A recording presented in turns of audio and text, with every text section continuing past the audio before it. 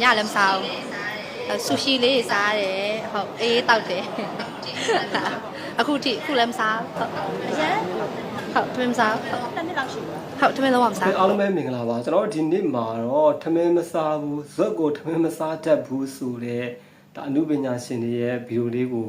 အတူတူကြည့်ပြီးသွားမှလည်းဖြစ်ပါတယ်အဲ့ဗီဒီယိုနဲ့ပတ်သက်ပြီးတော့ဒါလူရှင်တော်ကိုကံပွန်းတို့လက်မယားကလည်းဒါဗီဒီယိုလေးတစ်ပုံးနဲ့အတူပေါ့နော်ဟာတာနှောပြီးတော့ဒါလောက်ပြသွားတယ်ရှိရဲဒါဆိုတော့အဲ့ဗီဒီယိုလေးကိုကျွန်တော်တူပြန်ပြီးတော့ကြည့်ကြည့်အောင်ပေါ့နော်ဆိုတော့ဇွတ်ကိုထမင်းမစားတတ်တယ်ဗျာမီယန်မာတွေကိုပညာသားပနဲ့စုံမာတဲ့ဗီဒီယိုလေးပေါ့နော်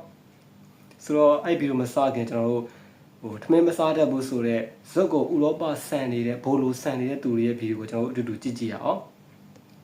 လုံးဝထမင်းမစားဘယ်နှစ်ရှိပြီလဲ19နှစ်တောင်ရှိပြီအနှစ်20လောက်ကြီးထမင်းလုံးဝမစားဘူးကွယ်ထမင်းကတော့အခုအရန်ပင်ပန်းတော့နည်းနည်းတော့ပြန်စားပြစ်တယ်ပေါ့နော်ဘာလို့ထမင်းတက်ကလည်းခဏကိုမှလိုအပ်တာဆိုတော့ထမင်းဖြစ်ပေမဲ့လည်းဒါတခြားဟာကြီးစားရဲအဲ့တစ်ခါအင်တာဗျူးဖြေလိုက်တာထမင်းမစားဘူးဆိုတော့ဘာကြီးစားလဲပေါ့ဒါတခြားဟာကြီးစားရဲအဲ့တစ်ခါအင်တာဗျူးဖြေလိုက်တာထမင်းမစားဘူးဆိုတော့ဘာကြီးစားလဲပေါ့နောက်တစ်ယောက်ငပိအနံလုံးဝခံလို့မရကျွန်တော်ငပိအနံနဲ့ကျွန်တော်နဲ့တိုက်ရိုက်တွေ့ကျွန်တော်မူးပါလဲတာအဲ့တော့တော်တော်ဆိုတာပြီးတော့ငငယ်တွေကလည်းအဲ့လိုမျိုးဂျုံဆန်ပြောင်းနေပဲစားအဓိကဥမာထမင်းမစားပဲပါမုတ်စားတာလို့မိုးလည်းပါမုတ်ကြိုက်တာလို့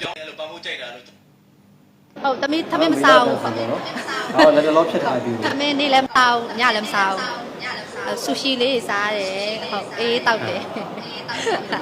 အခုလည်းမစားဟုတ်အရင်ဟုတ်ထမင်းမစားဟုတ်တစ်နှစ်လောက်ရှိပြီဟုတ်ထမင်းလုံးဝမစားဟုတ်ထမင်းလုံးဝမစားဆယ်နှစ်လောက်မရှိဘူးဆယ်နှစ်လောက်ရှိပြီဆိုတော့ထမင်းမစားဘူးလုံးဝမစားဘူးဖြစ်နေညီမရဲမှာမလာဘူးညီမရောညညာရအဖြစ်နေတယ်ဟုတ်ညီမထမင်းရှင်းမဆိုင်ဘူးသူကလည်းမစားဘူးသူတော့ကျွန်တော်မသိဘူးပါမို့မသိဘူးအဲ့လိုမျိုးလည်းမစားရဟုတ်ညီမထမင်းဒီကလေးမောက်နည်းနည်းတပိနေထားရကြောက်တယ်ညီမထမင်းသိတယ်သိကြတော့အဲ့လိုဟမ်မာငါလို့ပါမို့အဲ့လိုမျိုးနေတာပါမို့မသိလားပါလားကျွန်တော်မသိဘူးတကယ်မသိရထမင်းဖြတ်ထားတယ်ထမင်းမစားတပတ်လောက်ရှိပြီပေါ့နော်အဓိကအစီဆက်ချနေအာလူကျော်တို့ဒီခခွဲကြောက်တို့အဲ့လို fast food တွေရှောင်လိုက်တယ်ပြီးတော့ gas ပါရဲ့အချိုတွေရှောင်တယ်အခုထမင်းစားဖြတ်ကြည့်နေတော့နော်ထမင်းဖြတ်တာတစ်ပတ်ပဲရှိသေးတယ်အခုကကျတော့အစီချနေတာအဲ့လိုလေ့ကျင့်ခန်းလုပ်ပြီးတော့အစားထိန်းတာပေါ့နော်အစီတက်မဟာမစားပဲနဲ့မစားတော့လေဆန်ကုန်တက်တာပေါ့နော်ဆန်ကုန်တက်တာပေါ့စက်ကူပူဆန်သမင်းစားโอเคကျွန်တော်ရှေ့ကဗီဒီယိုလေးတွေကြည့်ပြီးပြီဆိုတော့ကိုကံပွန်းတို့လမေယာရဲ့ဘယ်လိုပြောမလဲပညာသားပါပေါ့နော်ဗီဒီယိုအတူလေးရိုက်ထားတယ်ကျွန်တော်တူတူကြည့်ကြည့်အောင်သူတို့ဘယ်လိုမျိုးပညာလေးပေးထားလဲဆိုတော့နော်โอเค ready စလိုက်အောင်သမင်းစားဖို့မင်းဘာကြည့်ပြီးဘာလေးစဉ်းစားထမင်းစားတာ10နှစ်လောက်ရှိပြီလေ10နှစ်လောက်ရှိ10နှစ်လောက်ရှိပြီဆိုတော့ထမင်းကိုဘယ်ကနေဘယ်လိုစားမှမသိဘူးဘယ်လိုစားတာလဲငါမသိလို့ပါယောက်ျားဒုက္ခသမင်းမစား10နှစ်လောက်ရှိပြီပေါ့ဒါပါငါဒါချာတန်ကျက်ဒီမှာကျက်ဥကျော်ဒါငပိကျက်ငပိရေတို့စရာမစား10နှစ်လောက်ရှိပြီလေကျိုးစားပြီးစားကြည့်ပါမိမကျိုးစားပြီးစားဟမ်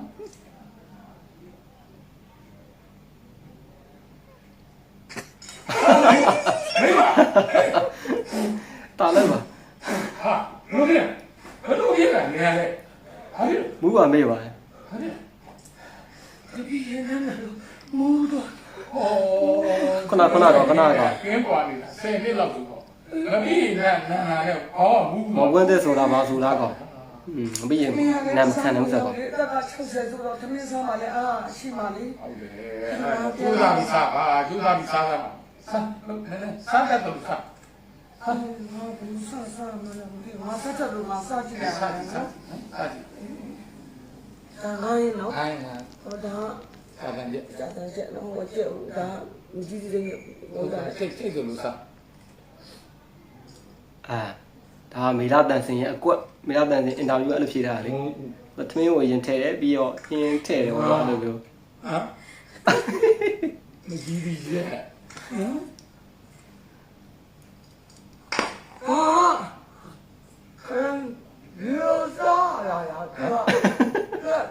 ကန်လူစားတယ်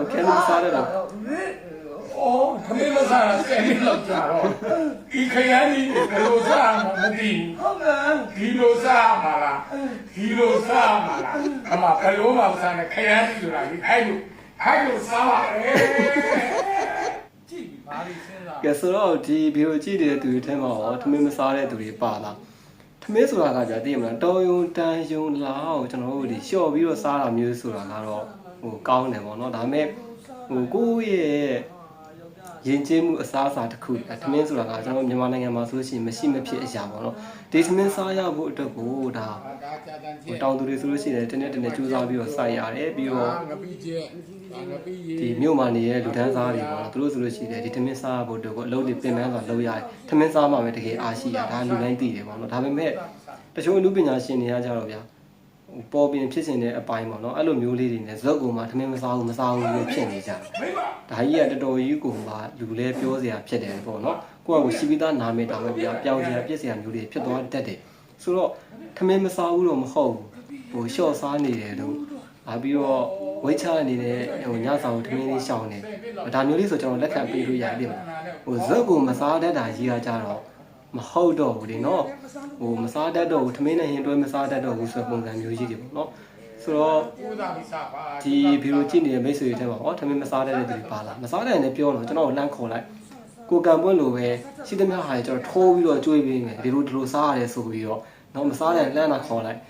โอเคဗီဒီယိုလေးကတော့ဒီလောက်ပါပဲဗျာအဆုံးထိကြည့်ရှုပေးတဲ့အတွက်အားလုံးကိုကျေးဇူးအများကြီးတင်ပါတယ်နောက်နေ့မှာလည်းဒီလိုမျိုးစိတ်ဝင်စားစရာကောင်းတဲ့ဗီဒီယိုလေးတွေနောက်ရေးစရာပြုံးစရာဗီဒီယိုလေးတွေနဲ့ပြန်ပြီးတော့လာခဲ့ပါဦးမယ် channel လေးကိုစိတ်ဝင်စားနေတဲ့ subscribe လုပ်ထားကြပါဦးဗျာ ဟာ